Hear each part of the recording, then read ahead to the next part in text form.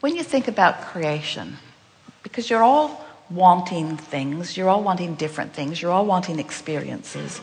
When you think about creation, what rings your bells the most? What rings your bells? Just for a moment, think about what's on your list of things that you want to be or do or have.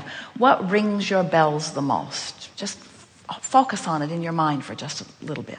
What's ringing your bells? And then ask yourself, are my bells really ringing? In other words, is my desire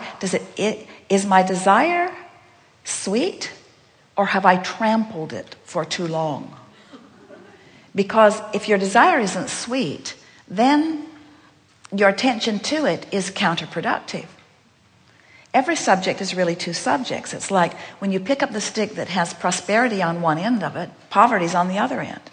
When you pick up the subject stick that has physical wellness on one end, then sickness is on the other. When you pick up the stick of stability, then instability, clarity, confusion. In other words, every subject is really two subjects. And you have developed a pattern of thought. That's what a belief is. It's just a thought you keep thinking on every subject. So when you think about the things that you've been saying that you want, we want you to stop for a moment and ask yourself, when I think about it, does my heart sing? When I think about it, do I want to paint pictures about it or draw pictures about it? When I think about it, do I use my desires as life-giving self-talk? Or are my desires clubs that I've been beating myself about the head and neck with for a while? In other words, are my desires, is my attention to my desire something that I do to remind myself that I'm not accomplishing? Or is my attention to my desire something that I use to remind myself that I'm a powerful being who is adored by Source and that all things are working out for me? In what way am I approaching my desires? And that's really what's at the basis of the conversation that we're having here today.